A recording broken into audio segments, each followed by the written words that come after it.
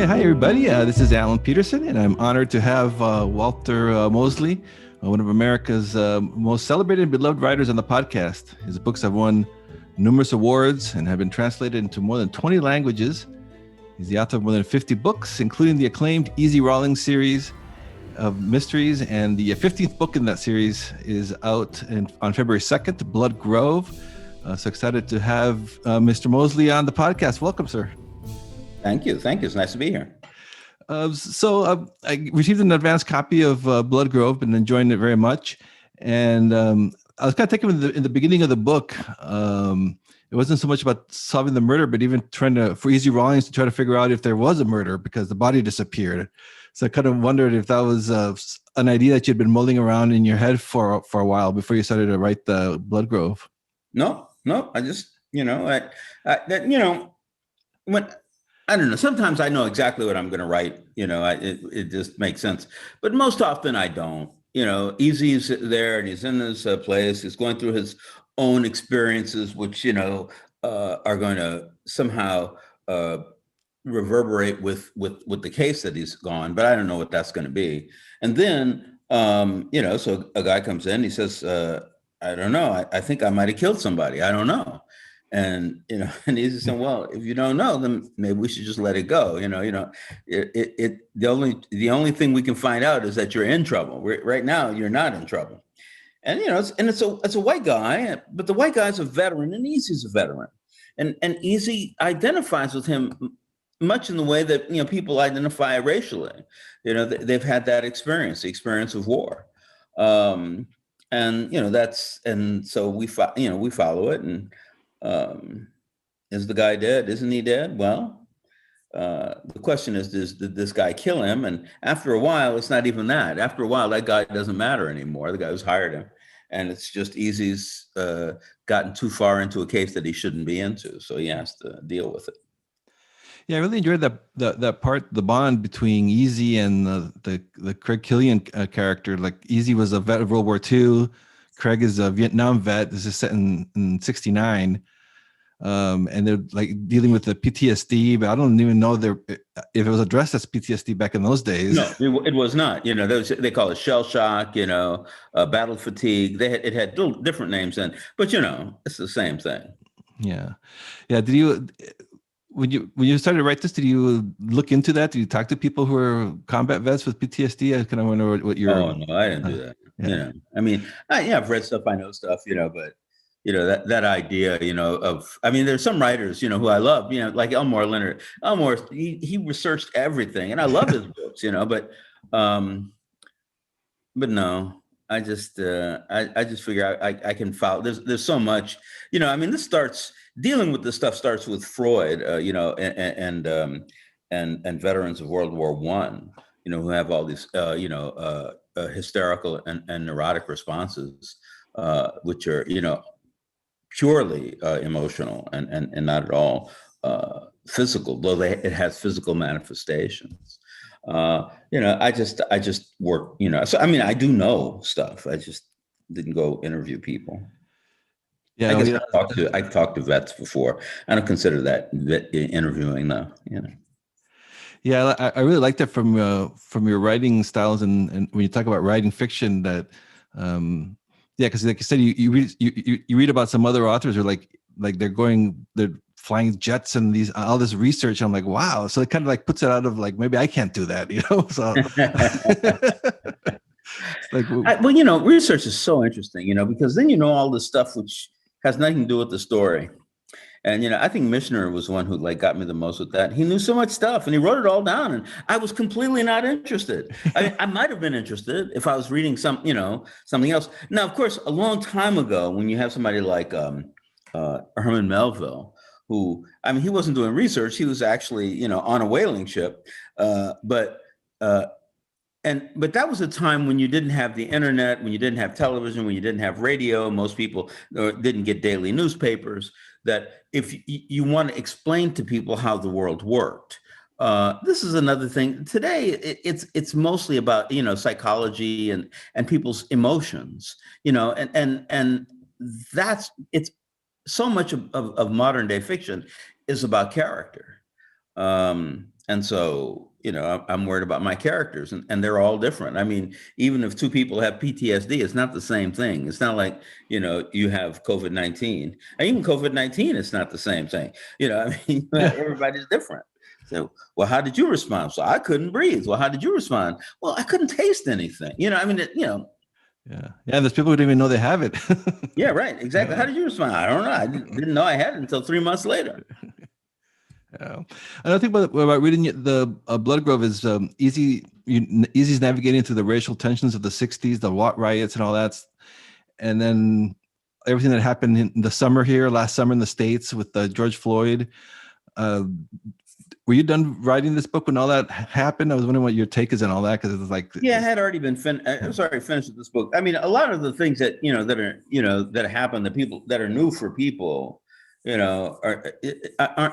these things aren't new for most Black people in America. Most people who who live close to the streets of America, it's terrible, the things that happen, but they're not surprising.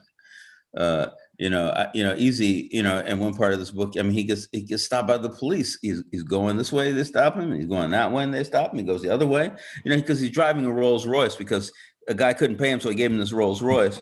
And then finally, Easy says, I got to give this car away. I can't drive it because I can't be a detective in a Rolls Royce, which is kind of wonderful, I think. I'm just, racism wasn't invented along with the cell phone, but the cell phone exposes racism in such interesting ways. You can actually watch something happen because anybody can take a film of it, which is I mean, it's a wonderful thing, and it's also a terrible thing, because you're watching people getting destroyed all over the place. But no, I didn't, I didn't really need to do research on that. Yeah. I think that's such a good point too, because it's always been there, but now because of social media and everyone's got a camera in their pocket, it's just now everyone's seeing what's been going on all these years that might have not known. And yeah, and a lot of people you talk to them, so, well, God, it's happening so much nowadays. And I'm always saying, no, it's happened every day for the last 4 centuries, every single day. And, and really, even when you say that to people, it's hard for them to believe. Mm-hmm. They say, well, then why didn't I know? I said, because there were no cell phones. And it's hard. People say, come on, it's not just that. I mean, people could talk about it. I say, yeah, people talked about it and you didn't believe it. That becomes, the thing, so me writing about Easy all through, through the really until it starts in the 30s, into the 40s, and all the way up now to the 60s. And now I'm going to be in the 70s. It's an important thing. Mm-hmm. Yeah. And I'm seeing that now too with, there's a lot of talk about from agents and about writing with more diverse characters, and you have that own voices hashtag and all that stuff. And you've been writing diverse characters for 30 years. Did you get a lot of pushback when you tried to publish that first book, or? Well, no, I didn't get pushback on doing the first mystery, because mystery is a certain kind of form that everybody reads, and so so there's a lot of open. Though I find a lot of people. Years ago, I was talking to Jonathan Demme. He wanted to do a movie about the Leonid McGill series. And he says, I'd like to do Easy. He says, but you concentrate too much on the racial conflict in there, and and I can see, because for him, it's overdoing it. It's like the other day I'm writing a TV show right now, and there's a lovely young Black woman in the hood, in a big city, and she's walking down streets now. She's a lovely young Black woman. Men are stopping her every block, every 2 blocks. They're talking to her. And one guy came to me and said, you're doing too much of that. And yeah, I said, that's right.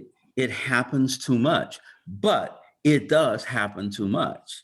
The thing is that, are you going to say what it's like? Or are you going to say, well, one guy did it and another guy did it and she didn't like it, So no, it's different. One guy did it, another guy did it, the third guy did it, she stabbed him. It's like, that's where we want to go. Yeah, it's part of the storytelling process, right? Like you always say, like write what's really happening, what's really going on Yeah. in that world. Those things that are important, the things that are really happening, they're important. I'm not going to sit and talk about how many people are talking on cell phones, because that's not important. But of course, that's another thing that's happening all over the place. Yeah, you mentioned that with the Easy Rawlins series that it's now spanning like 20, 30 years. It's- How do you keep track of all that? Do you have like a big serious Bible document or? No, I know more or less, what I've done and where I'm going. It's not too repetitive. I'm not making too many mistakes, but it's true about everything. You can't be perfect. The idea of kind of worrying about perfection in film, in writing, in painting and any kind of art, the thing is saying, look, I'm creating an image that you're seeing and imagining. The fact that there might be a mistake here or there, that's being human, and being human is what we are. Yeah, and so now I was kind of curious too. Do you you're such an influential writer. Which writers influenced you when you were because you didn't get started till like you're in your 30s, right? I mean, It's true. I didn't start writing. It's interesting. It's a complex question to answer. Uh, you know, um, who are the biggest influences on me? Well, one of them, of course, is Jack Kirby in Marvel Comics. I'm reading comic books, and comic books are telling me stories that excite me, that make me excited. And then, of course, I read a lot of novels. Treasure Island when I was maybe in my teens, and then Winnie the Pooh when I was even younger. Books, Tom Swift, all of these kind of books the kids read that they're so excited about. I mean, a child reading is actually the deepest reader, because they pay attention to everything, and they actually create that world. It's less, listen, I love Gabriel Garcia Marquez. I love Langston Hughes. I love Mark Twain. I mean, there's a lot of people that I've read that I like, but even more than all of those people, even more than Marvel Comics, is my father, who's a great storyteller. And as a storyteller, he would tell a story about something and people would laugh. Your family would get together and one guy's telling a story and it's just so amazing. People are laughing and laughing, and you're going, well, this is the what I want to do. I want to tell stories.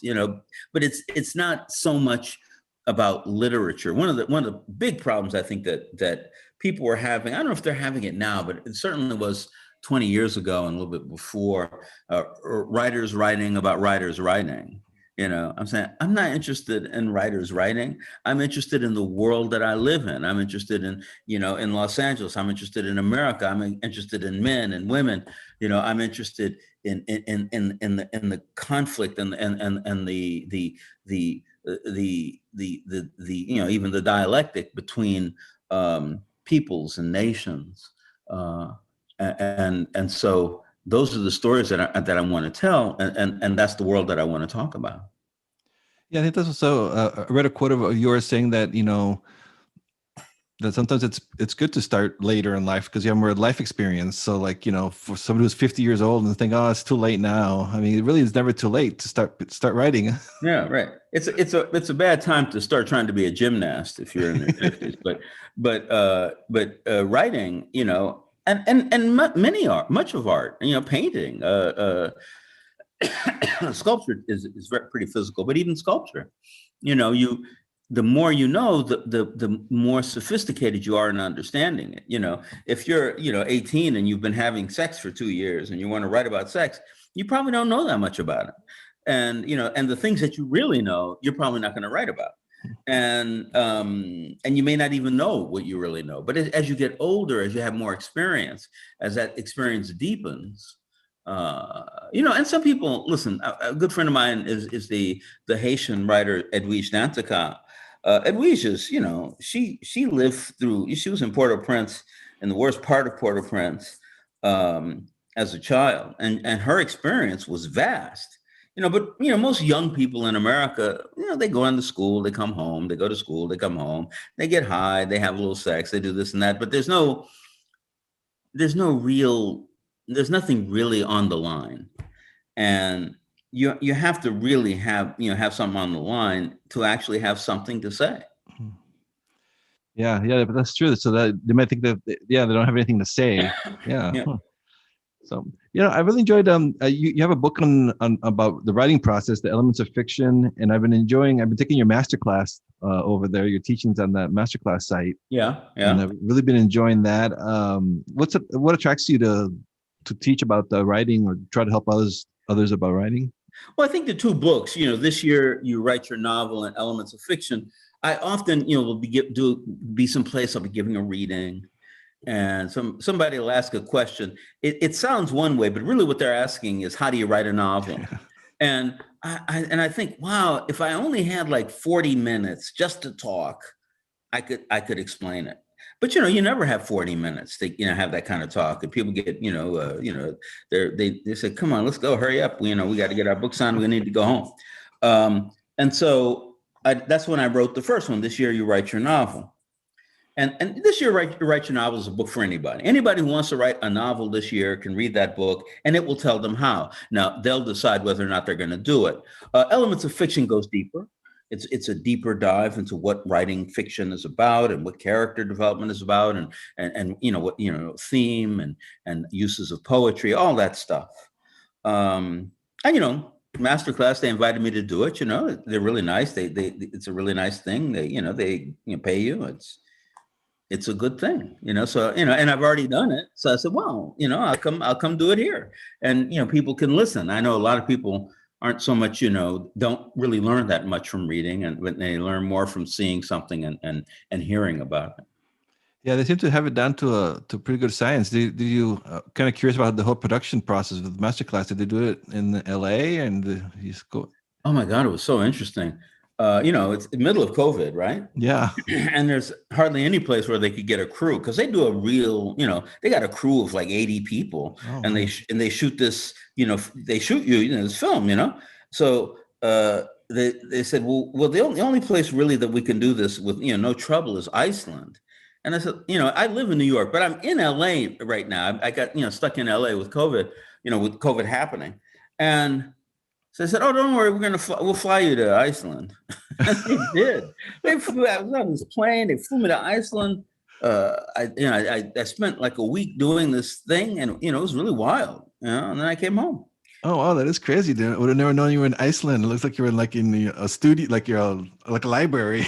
Yeah, right. No, it looks like something else, but I was in Iceland doing this thing. It was very cool. I really enjoyed it. And I'd never been to, Reykjavik. So it was wild, just to see it. Yeah. Huh, that's interesting. Yeah. And then, I read one of your reviews for Blood Grove from Kirkus, and they mentioned that you actually had thought of killing Easy Rawlins off. Is that really true? Yeah. And Blonde Faith, at the end of Blonde Faith, he's had a drank for the first time. He's driving barefoot up, Highway 1, on the ocean, and he there's a car in front of me. He's so upset. I'm going to pass that car, but he passed the car, and all of a sudden a truck is coming. And really, I was just writing. I didn't know where I was going, and then the truck is coming, so he goes to the left even more, and there's a dirt, kind of side shoulder, and then all of a sudden that gives out, and he just goes off a cliff, and I went. And I stopped writing. I went, wow, I guess he's dead. That's what I thought, and I said, well, okay. I wrote it, and I had been thinking, my books had not, I like my books, but they weren't new. They weren't new stories. And I said, all right, Easy Rawlins is dead. I'll move on, And so I had done that. But then 4 or 5 years later, I realized it was because I had passed the time of my father, the stories, telling my father's story and his, his people, his family. And so then now I had to tell my own stories. And when I realized that, I started writing the new one, Little Green, and then Charcoal Joe, and, like that. And so I was, happy again. Yeah, you created such iconic characters. What's your process for that, for like an aspiring writer that's listening to this and creating a character like Easy Rawlins, or all your characters? That is like a really hard question to answer. Of all questions, and it sounds like it should be simple. I'm just writing about people, and I come from a place and a culture where a lot of people have nicknames. Mhm. A lot of people are like anything like in crime, everybody in the mafia, the Cosa Nostra, and all different areas. They have names like Abe Rallis, who was one of the major guys in Murder Incorporated. They didn't call him Abe; they called him Kid Twist because he used to choke people. You know what I mean? And it's like, whoa, right? And that's just the way I think. As you don't call him, John. There's enough Johns. Okay, I do have a John the bartender, but he owns that name so perfectly that even there it's special. It's not John, it's John the bartender. You know what I mean? Mm-hmm. Yeah. And then you were, what about your writing process? Because I know I get this asked this all the time, but I really love that the big thing that you tell people is write every day. Can you tell us a little bit about that?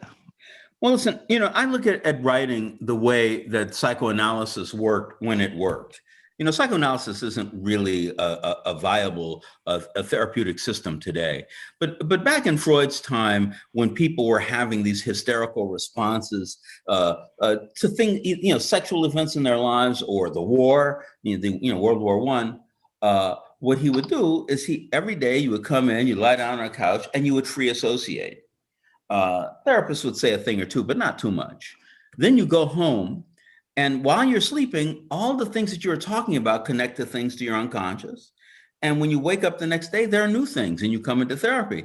And to a great degree, that form of therapy, you were actually healing yourself. By talking. Every once in a while, a therapist might say, well, oh, you said this, oh, you said that, but not so much. I think the same thing is true with most art. If you're writing a story, if you're telling a story about E.Z. Rawlins, or you're telling stories about Socrates Fortlow or King Oliver, one of the people I'm writing about, while you're writing, all of these new ideas are happening in your head. You're not thinking about them. You're just thinking about what you're trying to write. Then you put that away. You go home. You go to sleep. The whole day, that night, the next morning, finally you get back to the page again, and there are all these new ideas in your head. They came from what you were thinking yesterday. Every day you do that, you get deeper into who you are and what kind of story you're telling. Every day, every day, every day, every day. When you stop writing a day, things start to float away. 2 days, they're even farther. 3 days, you got to start from the beginning again. If you're writing a novel, you put off 3 days, you might as well just start from the first page and read it and say, what did I do? And so that's why I think that, right. And, there are a few people, I know Seminole didn't work like that, but so many people, I find it's so useful for them to keep on doing it. It's better to write 20 minutes every day than 8 hours a day on the weekend. You know what I mean? That because you're slowly building up the fiction in your mind. Yeah, it really catches up to you too when you stop writing. All of a sudden, you dig yourself in this hole, and it's been a month, and you haven't written anything. Yeah, and you're lost because because it's not in your head. When you write every day, it's inside you. And when it's inside you, you know how to, you say, okay, Easy is like this, Mouse is like that. These people are doing this.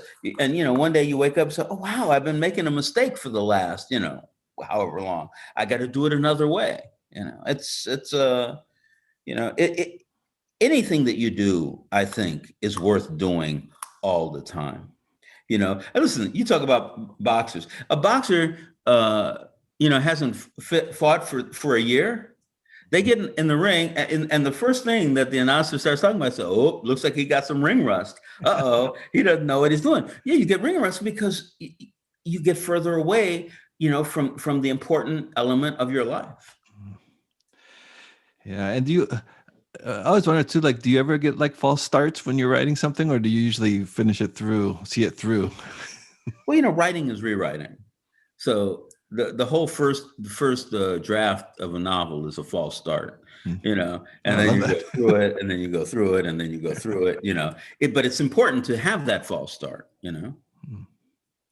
Yeah. So, and what is your writing process? So you start writing. Do you like you just use like a Word document? And you start writing on that, or Microsoft Yeah, Word, yeah, or yeah. yeah, I do. I mean, and you know, for me, I mean, I'm an older dude, you know, I'm like 69, but um, back in the 70s, the beginning, early 70s, I became a computer programmer. So I've been working, you know, writing electronically most of my life, most of my adult life.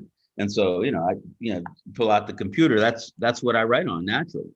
All right. So what's next for you and for Easy Rawlins? Is there? I heard you say that it's going into the 70s now. So there's more Easy Rawlins coming.